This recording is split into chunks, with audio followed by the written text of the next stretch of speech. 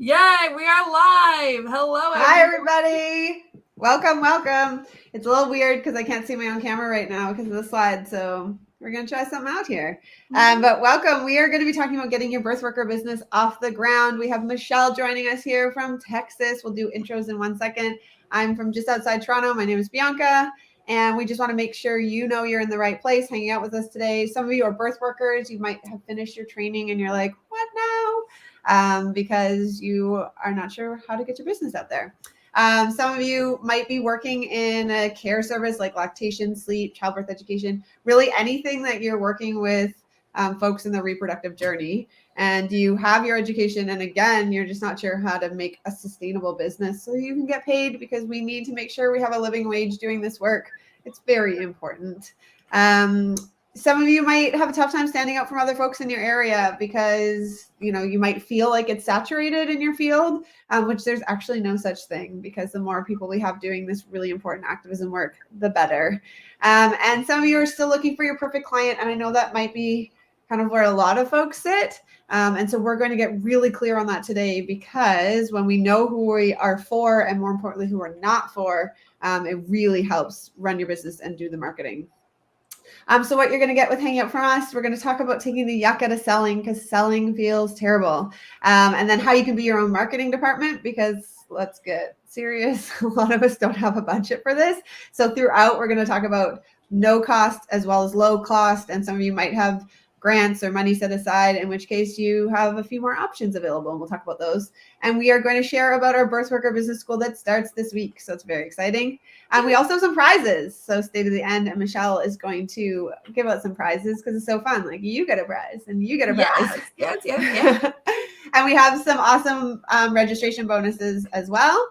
We have a promise that we like to share before we talk about anything, that today, like every day, we're going to give you real and simple to use information from our experience. When you apply it, will help you build and grow your fertility, birth, or postpartum business. Okay, so using your chat so that we can see, why do you want to own your own business? Or why, what pulled you into this work? And this is a really great place for us to jump off to see, some of the places that you want to, like, make your own schedule. You want the freedom to express your thoughts and beliefs around the field you're in. Like, there's lots of different reasons. So share those with us. A quick intro. Here's some of the Babel Babes, which we have some new members joining us starting next week, which is really exciting. Yes. And we are found all over North America with a lone European Brussels team member. And we do education for folks working in the field and for change makers. So people who are seeing how these systems are failing us, how there's failing families. And so we are talking about how we can navigate through these systems that are designed to break us and disconnect us from our power, and how we can step back into that and really make changes. Especially, we're going to be looking at healthcare and education, but it trickles out into obviously all the other systems, especially the justice system, which has a huge impact on a lot of families through apprehension and monitoring of parents. So we'll start with Michelle Cruz, again, coming at us from Texas. Yes. I am our introducing program curator for education, and I'm also self-titled Big Babel Babe, Big Idea Bringer. It's a lot of B's in that sentence. Big Idea Bringer. Basically, so I work with education. I am the touch point for our students and our programs to curate them and create them to be like the highest level of education we can provide, along with bringing some fun, exciting, cool stuff, ever-changing things. There's lots of changes happening and growth and amazing fun things, and I like to feel like that's me, and that's okay. Yes. I like that. So yeah, That's what I do. And like I said, I'm from Texas. I've got 3 kiddos, and I've been wanting to have my own business for a really long time. And I've done a couple other small things here or there in like the product creation side of things. And yeah, when I became a doula, I was like, the best part was having my own business. So I love it. I eat, sleep, and breathe creation. So of some form. And you're one of our alumni. Yes. And she's a badass human. My name is Bianca Sprague. As I say, I'm from just outside Toronto. Well, actually, I'm from Toronto and I just moved outside Toronto. So I'm going to be like technical about this. I'm the founder of Babel Mia, and I like to think of myself as a cheerleader and visionary.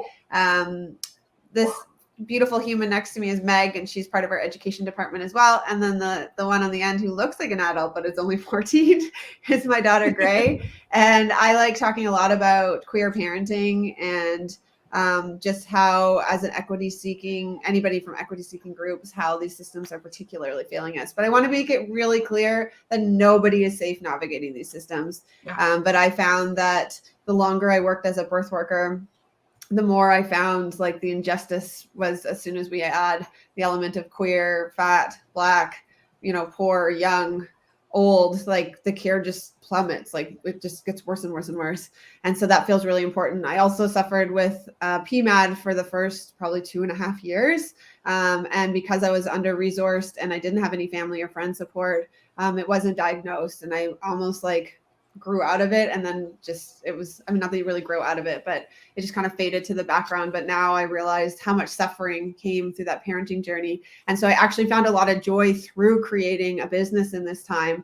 So I'm happy to share my blunders and successes as I went through navigating, first starting my own birth business and then moving into training practitioners, and then the growth that's happened for me over the last 14 years. So I'll be sharing a lot of that with you today, and I share it very freely because I think it's really, really important to have this information be proliferating through birth worker communities so that we can be changing these systems.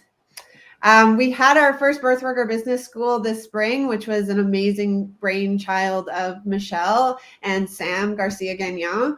And so we are really, really excited to continue on and have our second semester, which this has kind of been like a maturation that started as the doula business school in 2013. And then we moved over to a paid membership, which was the Don't Doula It Yourself business community. And so now it kind of feels like the next step. Yeah. And it's taught live, and it's like a really incredible program. So Michelle, what would you say to the answer to this question? How does entrepreneurship intersect with birth work?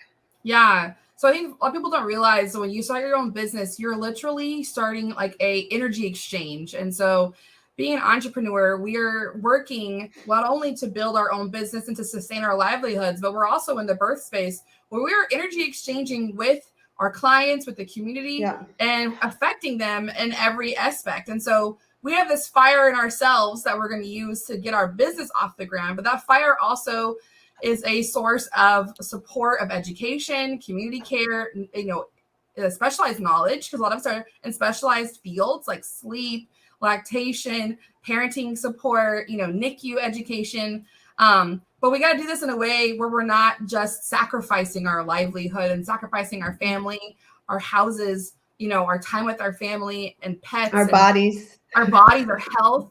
And so it really is an intersect of being an entrepreneur, also valuing yourself and your community so you don't leave people behind or yourself behind. I'll be honest, my therapist this week was prioritize yourself. And I'm like, oh, fine. Such annoying homework. Yeah. I'm like, okay, fine. I'll prioritize myself. Dang it. And she's like, you need to, because it was a wake-up call, maybe I'm not prioritizing myself as an entrepreneur. And sometimes I have to say yes to some things and no to others that don't serve me in this intersect of birth work at the same time as running a business.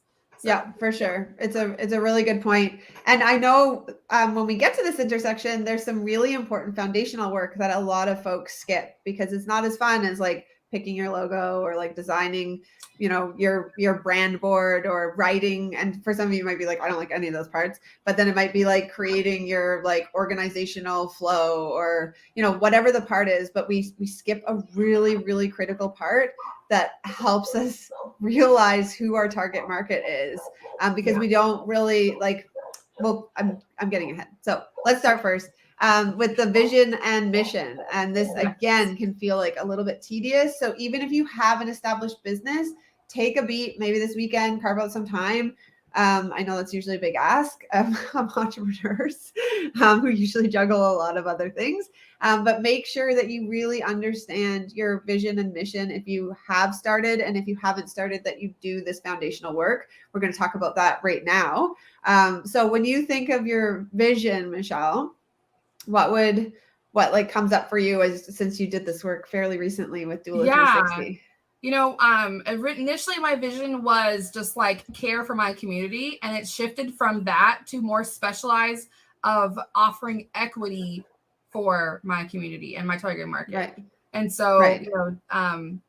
Being able to focus that helped my vision, because it fuels my core values and my mission and my visionary goal. And so all these things are interconnected to us supporting that. So I always love to think about things visually, and like, it's like that all the things above are this amazing like foundation for this vision that it can just lift off and do what it needs to do. And so like, I love what Kat just put. I want a career focus on something I care about that is meaningful because it meets a need in my community. That's exactly it. That's exactly it, is to have that focus to it. And so that plays a role into your values. Knowing your values and knowing who you are and what you stand for helps you to create that core portion of your vision. Are you working within the mindset that makes you feel strong and brave? Are you willing to leave things behind that don't service you? That can be really challenging, is to create, boundaries that don't service your values, and then being able to communicate that to outward focusing, to outward to your community.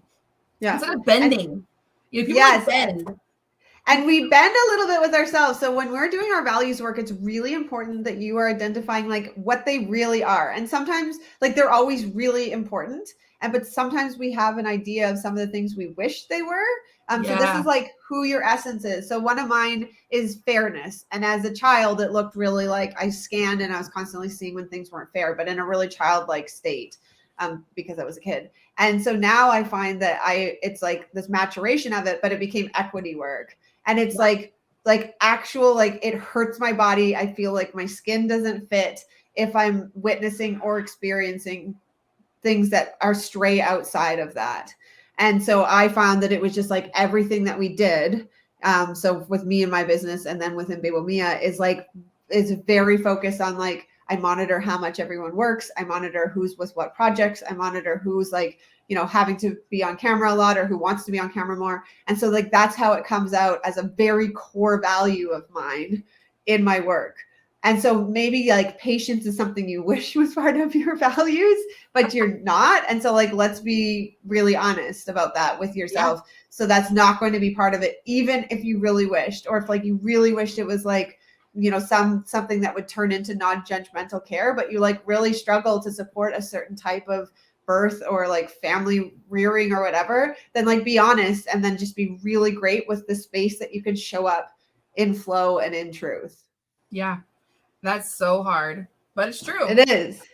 Yeah. There's some things that I was like, I wish that was one of my things, and it's not. And so you have to make sure that you are in your core values, and those come out in absolutely everything you do. It's usually the things that make you really upset. It's usually the source of your conflict with interpersonal relationships. And those are like, that's how you can really identify things that you just feel like are non-negotiable for you. Yeah.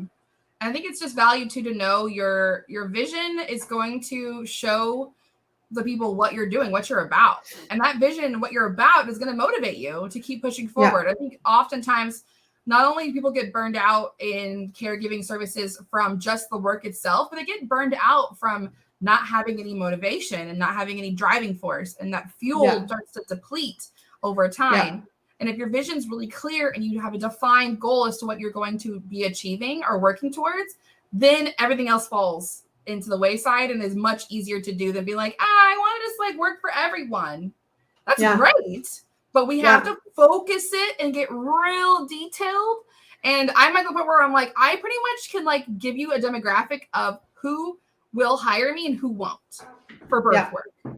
And I'm like pretty straightforward. It's going to always be the same kind of people. Yeah. Yes. Yeah. And when you are clear with your vision too, you can also, sorry, Michelle, can you hear me okay? Yeah, I can hear you great.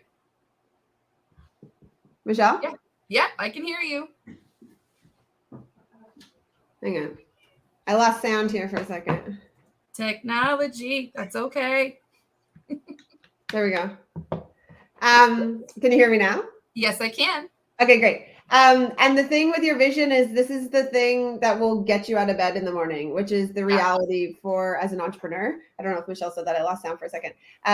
But this is the like, you know, what you're gonna say no to the like hike, or what you're gonna like not do the chore that you just keep prioritizing over your work. So really understanding this, your vision is what is going to move you through that experience, which can be hard to self-motivate, especially as a solopreneur. Yeah, it is. It's challenging. Oh, I love this. So, you know, the mission, it's like we always say, like it can be part of your elevator pitch, but it doesn't need to be the whole thing.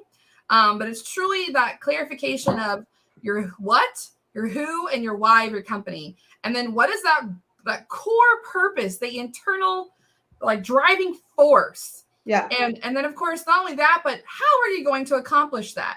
You know, how are you going to communicate that to the world that you are available to parents who need support, who've dealt with NICU babies? I've recently had, you know, a few clients of mine that seem to be more and more of my target market.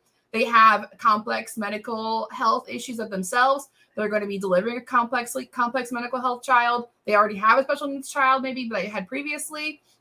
And being able to communicate that, and that mission is like, you know, being really clear on what it is, and then being able to communicate that. The communication piece, I'll probably say it 100 times in this and in the Birth Worker Business School, is the communication, and being able to say not only with your own words, but in your branding and in how your copy looks, and to communicate this clearly to your core purpose of your mission. And that will fuel your motivation if you know exactly what you want to do. Yeah, for sure. So we have our mission here, which is a work in progress, and I'm going to flag that here. But we're fiercely committed to the mission of connecting women to their intrinsic value and power. And more importantly, we're fiercely committed to ensuring all bodies feel represented, seen, and cared for. We provide inclusive and accessible trainings that provide the skills needed to grow and sustain a lucrative business while bridging the gap between birthing people and healthcare professionals. And so the gendered part of this is something that we have been going back and forth with. We've consulted community, and what we have landed on, which we'll be rolling out and explaining, of like who would want to be seen and celebrated within that community. It's open to everyone, but we are deeply committed to making sure that folks who identify as women truly understand and celebrate the gender expansive community. And so we're working with folks from the many, you know, how gender can be expressed, and so that we can have specific trans education done by trans folks, and that we're making sure that trans folks feel safe moving through the community from the cis woman perspective. So more to come on that. Hold on to your hats. We've got a bunch of new stuff coming. Yes. So this gives us a really clear idea of who we want to work with. We have people that are like, I'm curious about activism. I'm like scared to be on my social media channel. I don't know what my business should be saying or should not be saying. And we want to make sure that we're doing that emotional labor for people, so that people from equity seeking groups, from other equity seeking groups, don't have to hold that. And so that's something that feels really important, because how this plays out in our healthcare system is usually a lack of understanding, a lot of emotional labor that people have to do with their own practitioners. So we want their birth workers, their childbirth educators, their lactation support to finally be those safe havens that they might not be having with their primary care practitioner, like their doctor or their midwife or the nurses at the hospital or the administration at the facilities they're coming in contact with. All right, so niching. Who here has heard this word, and what do you understand it as? That's something that I always like to. You also might hear it as niching. In Canada, we say niche. Michelle, do you say niche or niche? I say niche. Oh, it's the Canadian influence. No, it's my non-regional diction. Yeah, I say niche. But yeah, like it's so important to think about like why you need to niche. I think people think about like, oh, it's no big deal. I'm just for everybody, but like there's a lot, there can be competition where you live, like I know here, I am not the only, Black presenting fat doula in Austin. Like I'm not. And I'll be very open that there are some direct competitors to me in the entire city area. So how do I make myself different and stand out different from them? Yeah. For one thing, the second someone talks to me, they know, you're different. And they know that because I'm not just selling them a doula, I'm selling them the more than that, but this like they are looking for their problem to be solved with feeling empowered in their birth. Yeah. I'm removing that stress barrier from them. And instead of it just being like, here are the dates I'm available, which is a good thing to do, it's more of like, here's what I'm going to support you with that you never thought about being a problem before. Yeah, because people don't want necessarily a birth worker or a doula. They want whatever this thing is. So if their partner's deployed, they want to know that someone's going to be beside them when they go into labor.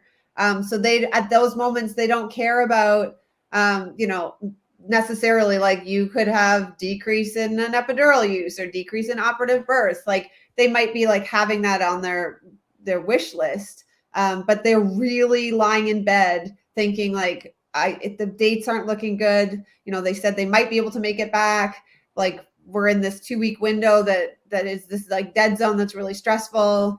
I am, with the pandemic, my family can't travel to me, like whatever these things are. And so they're lying in bed feeling anxious that they are going to be alone when they have their baby. And so that client doesn't want a birth worker. They want to not be alone in childbirth. Yep. And so really understanding like what the want is, even though we're like, it increases feeding from your body. We know the stats of what a birth worker does. But that is like a benefit, but it's not the primary reason somebody might be looking for a birth worker. So they might want to like actually have the information around like fat care because their doctors already dropped the things of like brought up their weight, already talked about diabetes, even though, we haven't even gotten to the test, or they might opt out of that test. They might not have body affirming care or equipment that feels really good for their body. There might not be posters around fat pregnancy and what the bee belly looks like in their obstetrician's office. And so they want somebody that's going to not talk about their body and instead guide them through the many options that are available for them. That, somebody's going to provide care that has nothing the fuck to do with the BMI. And that is what they want, is they're tired of their body being perceived as a limitation for the birth that they want. Exactly. And we say it all the time. They don't want to buy a hammer. They want to buy a nail in the wall. Yeah. Like they want to have it finished. They want to know exactly what it is instead of just this like idealistic, I might want XYZ. No, like they know what they want and we know we can provide it. Yeah, for sure. So let's talk about target market. And Michelle, like, historically, I know you had businesses and stuff before. So when people talk about target market, like what do we find that we're so limited by in that discussion?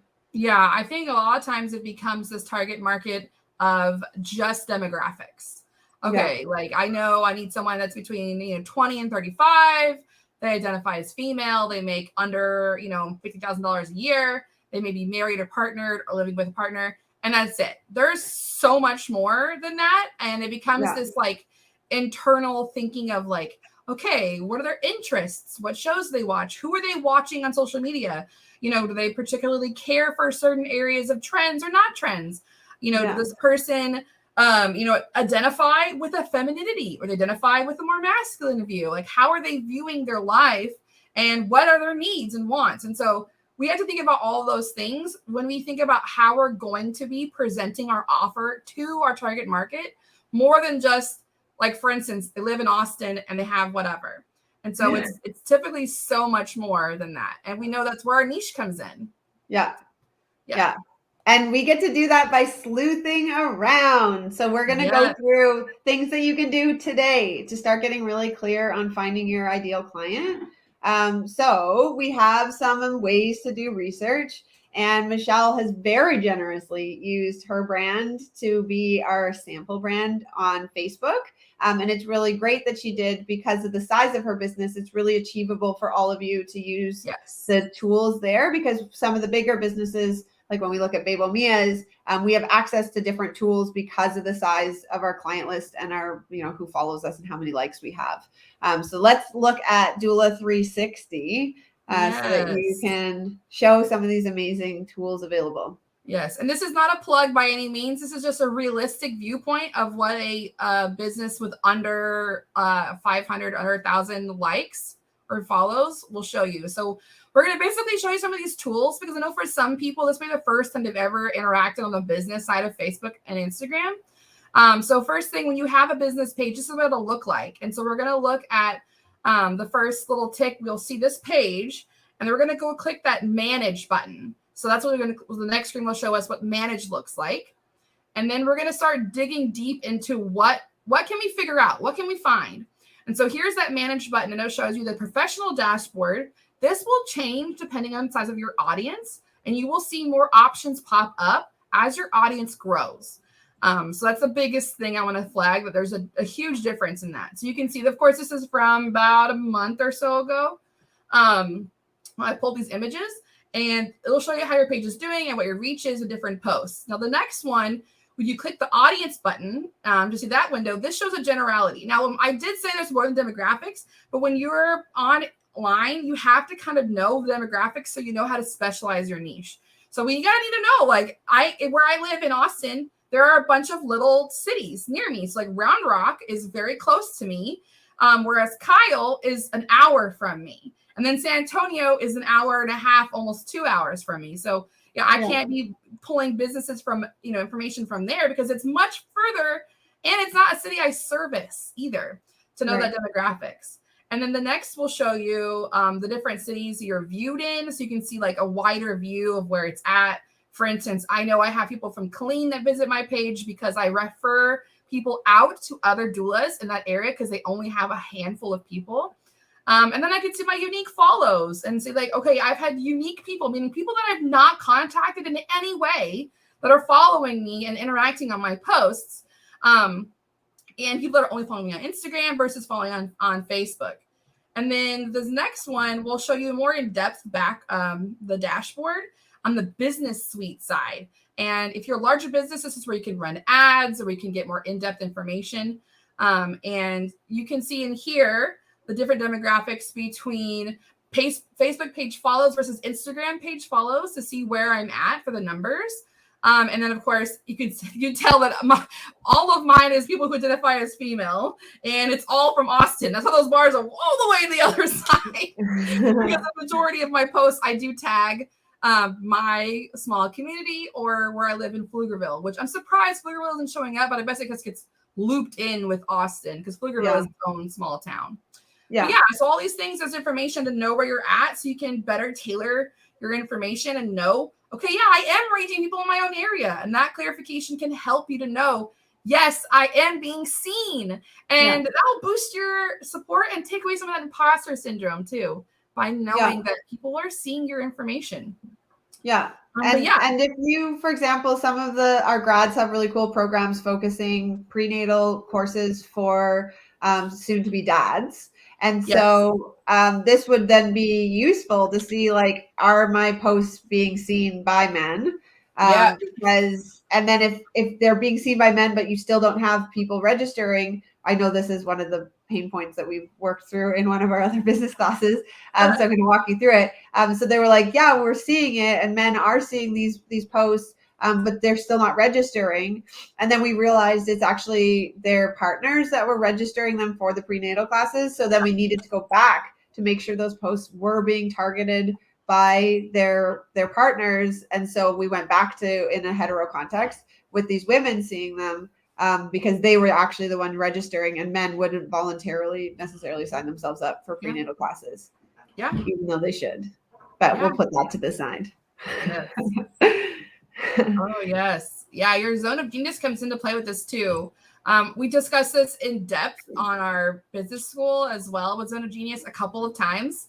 throughout it, but it's like more of like knowing where you are and being able to be completely different than the competitors in your area and know what you need to look like and how your business is going to be speaking and vibing. I know everyone's like, oh, I hate vibe, but it really is a vibe. Like, you know, like, do I mesh well with this area? Like, I know, for instance, demographic wise, people that are in the west side of town are not going to vibe with my brand because I'm very loud. I'm in your face. I'm colored. I'm not very like posh and like perfect looking like the comparison of my other people, because that's not my zone of genius. My zone of genius is like in your face. I'll tell you what's up. Like, you know? Yeah. But yeah. Yeah. Love this slide so much. No one can do what you do. Yeah. So important. Yeah. No, it is. It's really important. And I know so many people are like, oh, there's so many other birth workers, or there's so many other childbirth educators, or there's so many other fertility doulas. And like, truly, they can't do what you do. So even if I gave my entire teaching manual to someone else, someone would have a completely different experience of the class having me teach it versus having Michelle teach it, although we'd actually probably a fairly similar experience, but it would still have its different thing. Yeah. Like we come with our different intersections. We come with our different lived experiences. We come with our different stories, like all of those things. We'd have the same feel of like, you know, it would be loud, it would be fun, it would be silly. But like, you know, Michelle and I teach very differently. Mm-hmm. And so honoring how you teach or how you do whatever area you are, you know, making contact with reproductive health is really, really important. And that you celebrate that, because we have this, like, we're constantly watching other businesses, watching other brands, and it usually makes us feel pretty shitty about ourselves. So instead, just like keep amplifying the thing that you do really well. Yeah. Yes. Okay, so you guys can participate in this. Michelle has a few questions that are really great to support, you know, how do you find out? One of my favorite, I'm gonna say my favorite first, of how you find out what your zone of genius. I like the question of like, what do your friends and family call you for regularly? So you can start actually applying this from just like how you move through your life. So if you're always the, you know, organizer, or you're always the problem solver, or if you're the place, you know, the person that people call you to be like, where's the best fill in the blank, the best restaurant, the best hotel, the best baby carrier, the best, you know, garden center. So then you can start noticing the patterns of how you show up really powerfully in any of your relationships. Yeah. What are some of the others, Michelle, that you like to identify? I always think about like, you know, what is your unique ability? As some of us, like, I know for mine, I feel like my unique ability is to read the room really quick and to determine what needs to be done.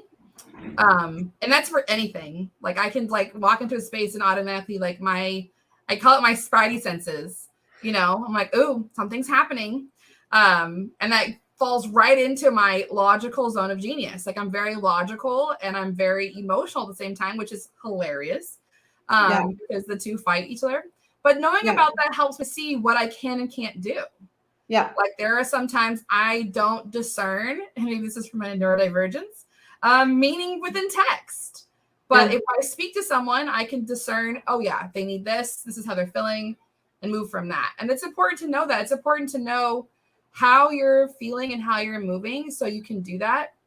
And then too, like with your own offer, like, you know, am I experienced in being able to communicate through text? Am I experienced communicating through words? Am I experienced in these things? Do I like creating images? No, I prefer to write. And so it's like knowing what you like to do and where you like what you're passionate about. Like, we don't want you to be doing something where you're like, oh, I cannot stand XYZ. That's okay to not stand it. That's somebody else's zone of genius. Yeah, for sure. You get support in that area, or you trade services with them. Like, I know someone that's trading accounting support for photography support. Oh, that's cool. Like, yeah. So they're like, I needed something. They want to find photos. The accountant's like, I can't pay for you. And I was like, fine. You do my accounting work. I'll take y'all's portraits this year. Love that. Portraits. And it was like an exchange to entrepreneurs that needed support. And there you go. And then, of course, it's like they're both in their zone of genius. Yes. Like, the books are going to be straight this year, you know? Yeah. And so, start thinking about how you show up in space. And then we're going to change gears a little bit. And now we're going to start thinking about how, like, the people that we think we'd like to be working with the services, how some of those folks start communicating these messages to their target market. So we're going to look at some websites. Yes. So Michelle, tell us about the hashtags and what you looked at here as you chose some of these sites. Yeah, so I was researching within that information of my demographics, those on my Instagram that were following hashtag Black Parenting. And I went looking through that because that's more into my target market to see what it would be and what brands they were following. And then we can look and see what the communication would be of each of these brands. So they're very different, the ones we're going to show you. And so this one, they make these gorgeous dolls. But you can see from this brand really easily that they're like clean lines. It's uncluttered. The call to action is very minimal at the top. You even call it that. And this is showing this a very elite level of branding, which I mean, they're gorgeous, but you look at this one, Butch Basic, and this is a section within their branding. So they as a whole, they offer many things, products and support as long as blog information. But like this one is showing you, they're looking at Alternity, which is clothing designed for someone who is carrying a child and gestating and without any gender. And so they also have like baby wearing tools and like, healthcare stuff and other things. But yet there are Black parents that are following this brand because they like and prefer this style of clothing for themselves and as they're going through their pregnancy timeline. But this brand is different, you can see. And then this one I loved. I was instantly drawn to it, mostly because I just love the colors. But that's part of my own, just like as a consumer, I am drawn to this, where others might be like, no, I preferred the first brand, to see the differences. And here you can tell they're colorful. They have information, bestsellers, shop by ingredients. So maybe for health conscious individuals, lifestyle choices for different things, different options. And, it's hair care support for, and body support for, in my opinion, people who have curly hair or have different skin issues that need to avoid certain ingredients. So it's health conscious, eco conscious. They're showing you they're having a free shipping deal or over 50 and a store locator where you can find them. So you can see lots of information about the brand and how they're communicating what they need to others. And so all of these things show you, okay, my target market person, they want high quality ingredient brands. They may not identify as female. They also may want to have, well-made, eco-conscious toys for their children. All these things you learn if the same person's following that. And then Bianca can tell us all about change because this gives you another level of introspective viewpoint to the consumer. I love this brand. I support it like you'd have no idea. I do my monthly, stack of whatever campaign they're raising money and awareness for. So I really like them. They had some critique that they don't have a wide enough size range, which I can hold and have also followed up in support of, having a more inclusive size range. So they have started that. So that would be my one critique of change, but I really like their stuff. Their clothing always raises money for different, whatever it is, domestic violence, the kids apprehended at the borders, racism, gun violence, the environment. They like pick something and sell a clothing line. They also use recycled products. So like you can see their site's really like minimal. Their age bracket, you can see they're really targeting that like 15 to probably 30-ish. I sit outside that a smidge, but I really like it. It's, it really feels like it speaks to the social political views that I have. And it's a brand that has a zero footprint.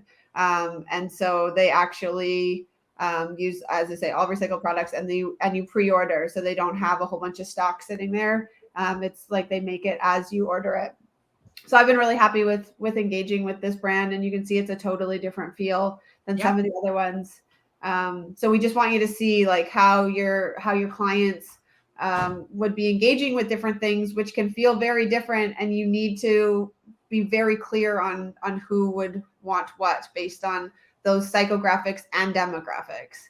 So Yes. if we move over to Instagram and we search the hashtag COVID baby, I pulled up some different channels that, again, you can see how like the feel and the vibe would just continue on from your zone of genius, from who you want to be working with, and making sure you're speaking to them.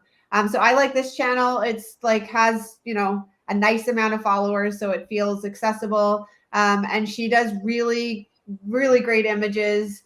These were done more in like the peak of COVID time. And so you can see that she was like speaking to some of those. She talked a lot about mental health.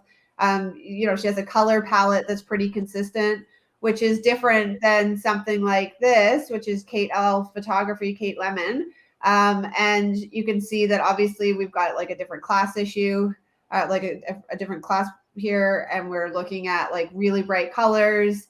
They're really like they're very curated photos, which would make sense because she does maternity and family photos.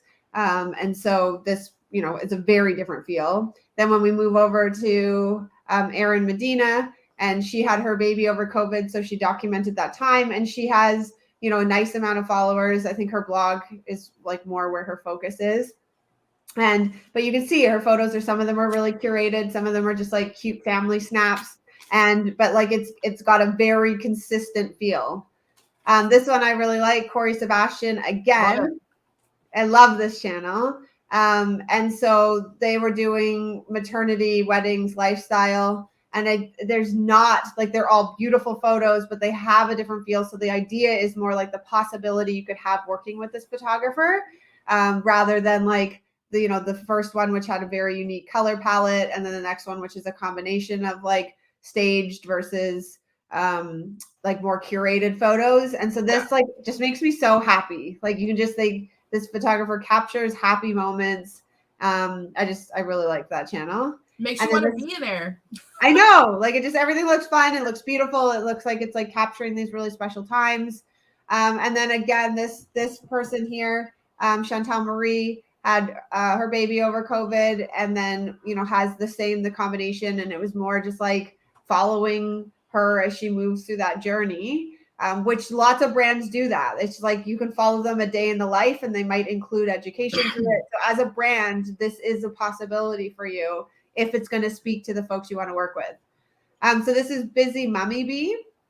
And again, her blog is like a very large blog, busymummybee.com. I actually don't know any of these brands. I just like wanted to show you the different possibilities, just to like, I don't want to be citing anything from them. But I liked that you can see here that she has some like snaps, but they're all really nicely curated, and then some paid posts and some educational posts, because as I say, her blog is her business. So now we can kind of get a feel as like, once you're understanding who you are, who you want to be working with, and then we can move over to some copy. And I really like this tip. If you go on Amazon hoards so much information. Like literally, they're always listening to us. They're watching how we move through the internet. And so they gather all of that at alexa.com, and you can pay millions of dollars and get that information, which none of us have, but a lot of big corporations do, which is why you're like, how does it always feel like everything's listening to me? And then I get targeted ads. I'm like, this is one of the reasons. So instead we can use the free way, and you can use products and go pull up any product, pull up books you're seeing at your clients' houses or your potential clients' houses. And you can use this to do some analysis work. So this is a book that, say you saw this on your client's counter when you went in for a consult. And so you see this, and now you go search it on Amazon, and you can check out like, what is this about? Because this was on my client's counter, so clearly they want to be engaging with this. And so you can see like the kind of language. I mean, I don't love this language at all. I think it's really like diet culture-y, and it's very gendered. But if you're seeing this, be like, okay, so this is what people are taking in. So you can see it's like really about like healthy, and that they're nutritionists and dietitians. So right off the bat, like if you're doing any body liberation work, those would be red flags for you.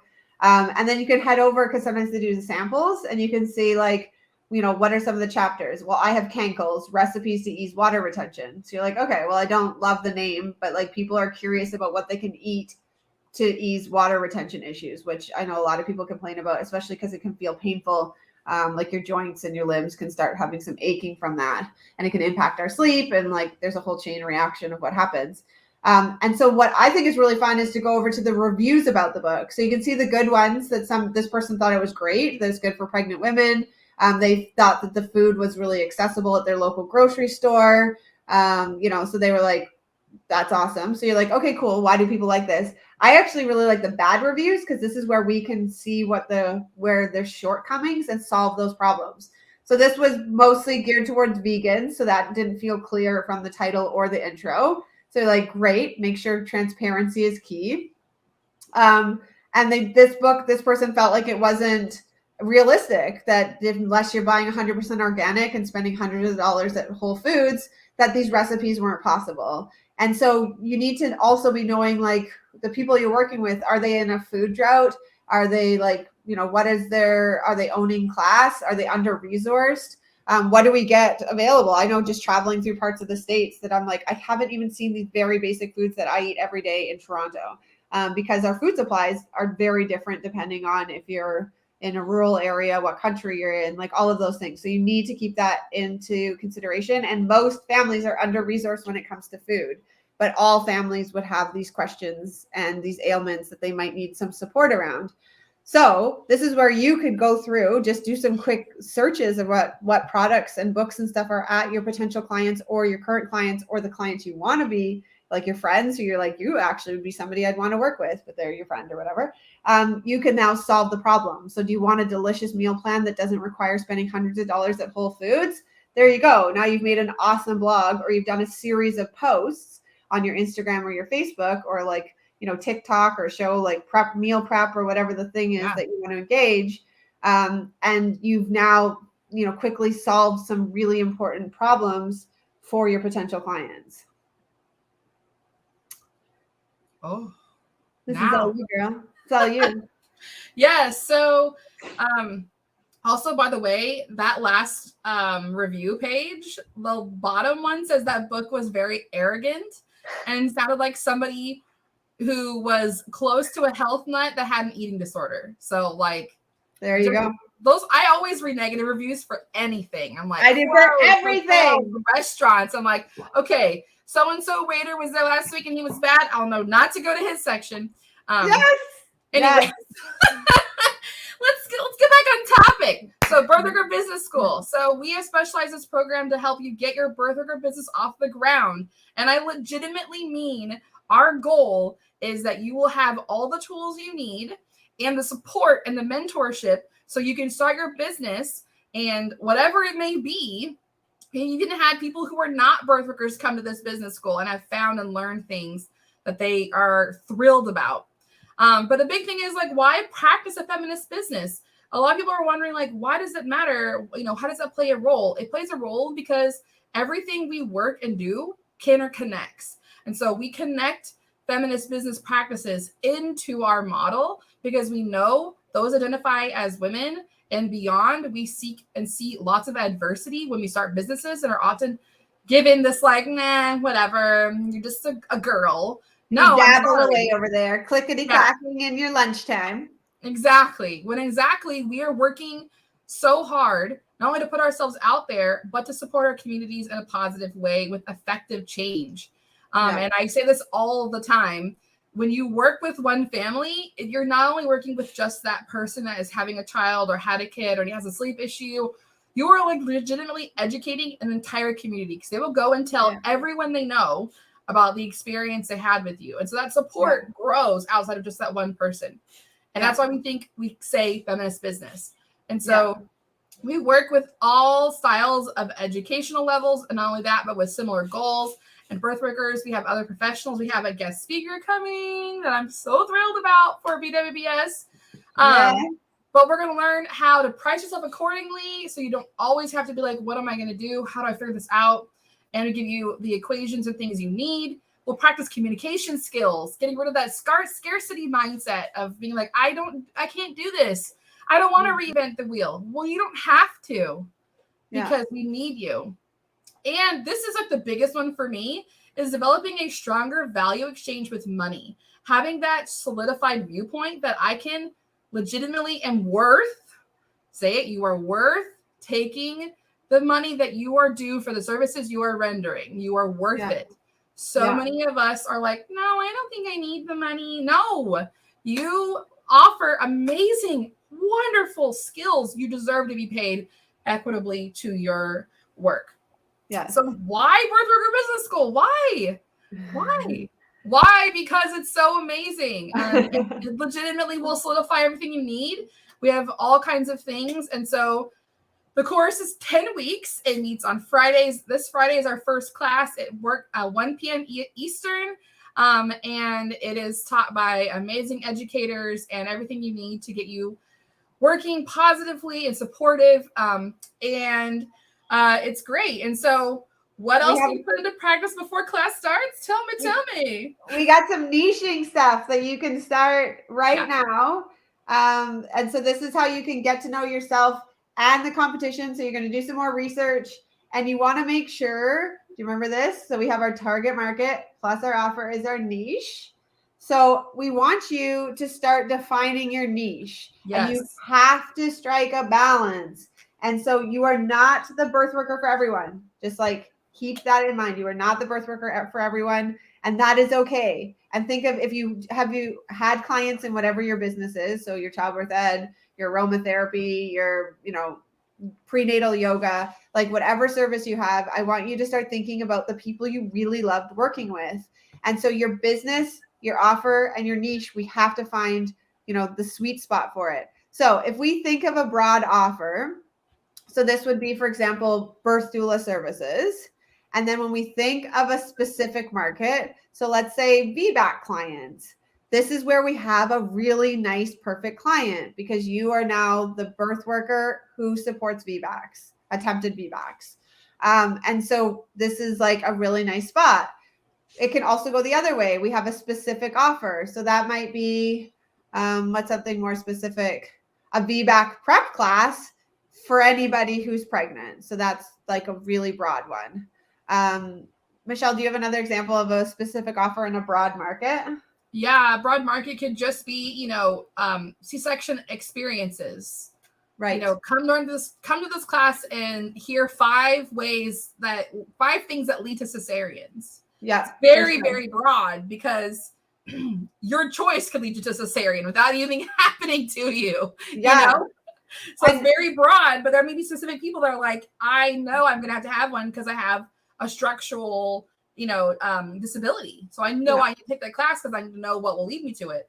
That kind of loops in, but it may not be encompassing your entire, target market, but it's very broad and there are people looking for that education. So it's one of those things that's like kind of works, but it's not that specific. And it's hard to tailor. Sure. Yeah.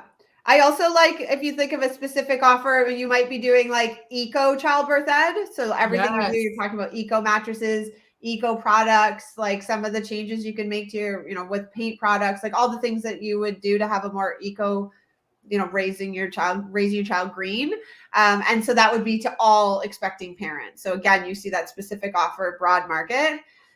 And then sometimes you can do something specific to specific. So you might do VBAC prep for trans parents. And so that's a specific. You just need to make sure that there's a market to sustain it. And this is where we can also see some of those like platinum-y package, like really like, either luxury services or something that requires a lot of moving parts. So you might be working with like children living with disabilities. And so you might have that specific market around, say, like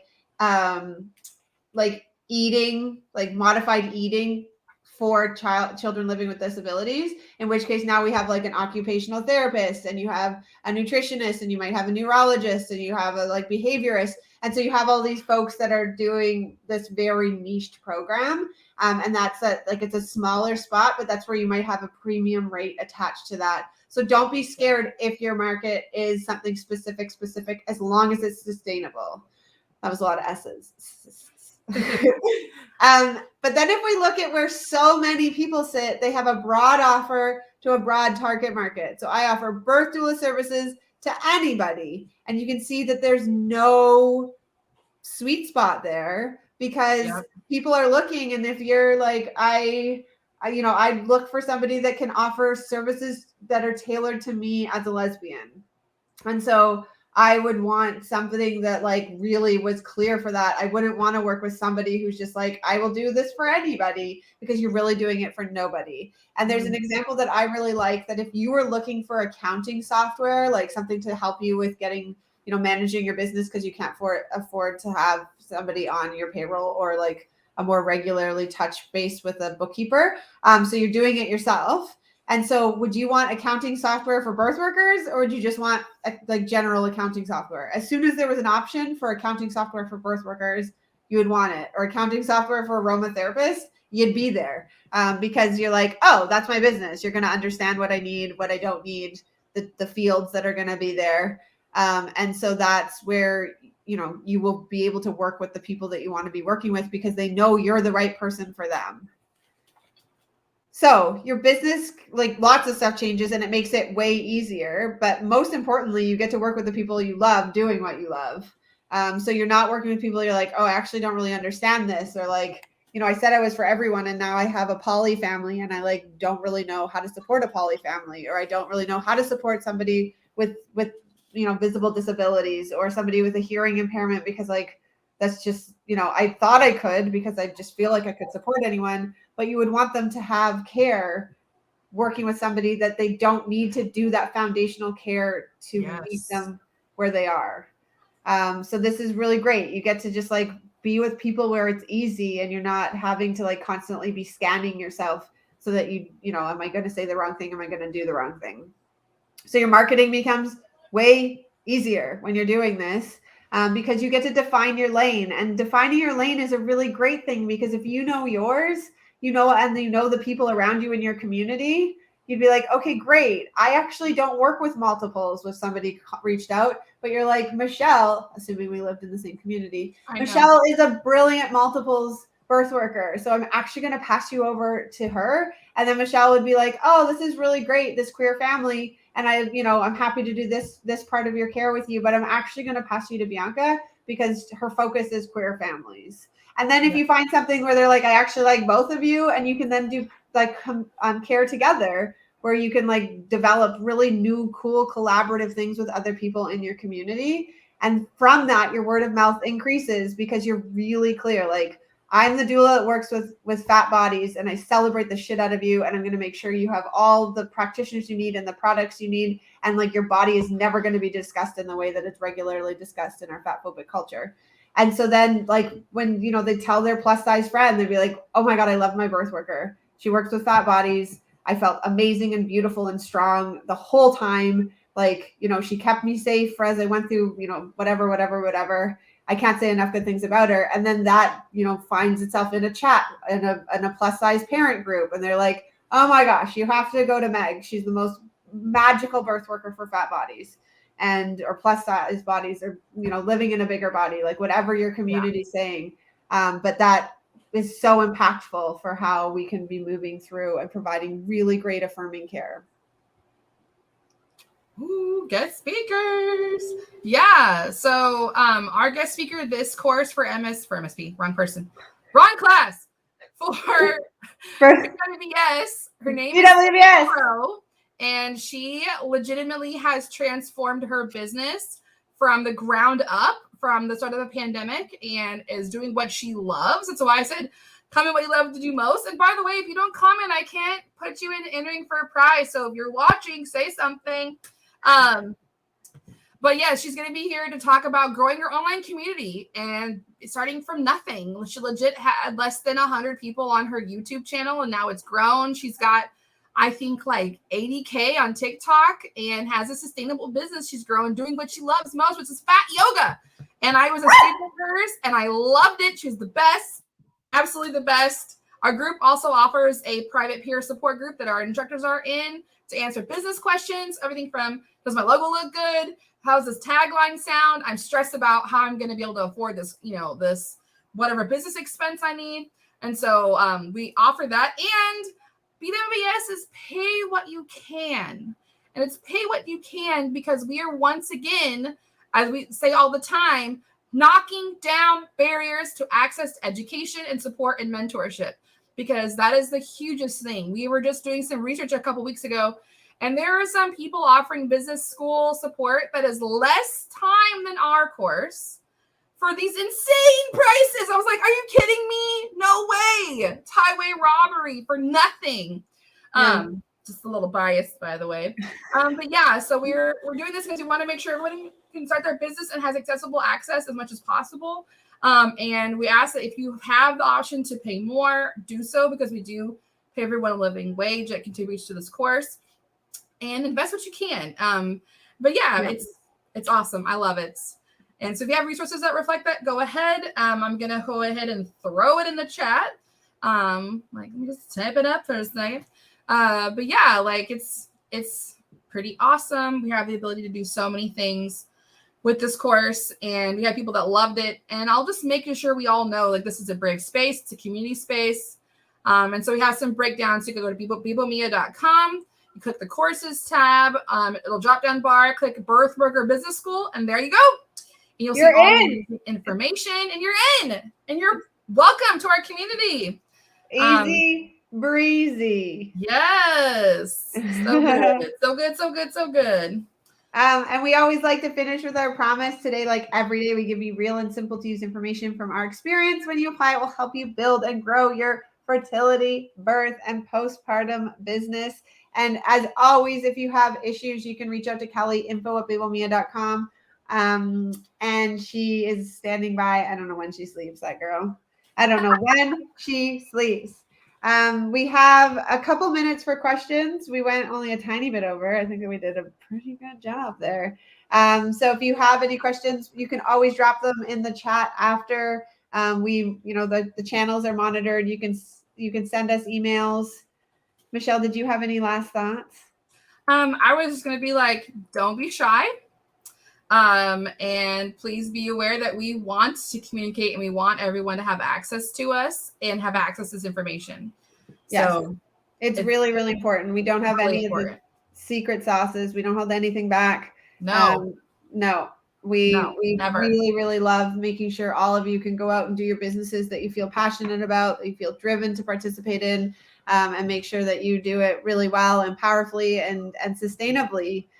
Because we know how economic power is so critical for folks who identify as women. Yeah.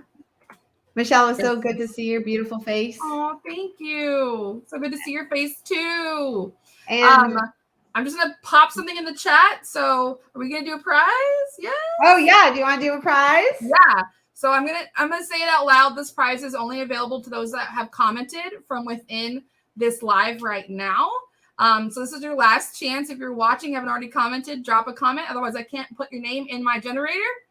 And then you're going to go ahead to your name and your address. Let me put it in the two. And phone number to Kelly. We're not going to call you, I promise. It's just for the courier to be able to send you the information. We're going to be putting some cool new stuff in our shop. We already added a couple things like a pillow and whatnot. But okay, I'm going to hit the button and we'll see who it is. Generate. It's going to be Kat. If you're still on the call, Kat, you have won a Birth Worker Changemaker mug. Yeah, Kat, the doula. I'm going to type it in here. It's like, winner, chicken dinner. We have our swag shop as well, that all the proceeds from anything purchased in the shop goes towards our scholarship program. So 100% of the proceeds of the shop. So please go support. There's masks, there's pillows, there's even bathing suits. There's some weird shit in there. So you can go check it out. And as Michelle said, we have lots of new swag coming up. So thank you so much for those of you who joined us live. And thank you, Michelle. It was so good to see your beautiful face. You're welcome. And hopefully we'll see some of you in Birth Worker Business School. It starts this Friday, and we are very excited. Don't forget, it's pay what you can, again, to break down some of those barriers for folks accessing education around their business skills. So and look at us on time. I know. We're on fire. Right on the money. All right, everybody. Feel free to email us or comment on this video, and we'll be watching it. Have a great day. Enjoy your Wednesday, and we out.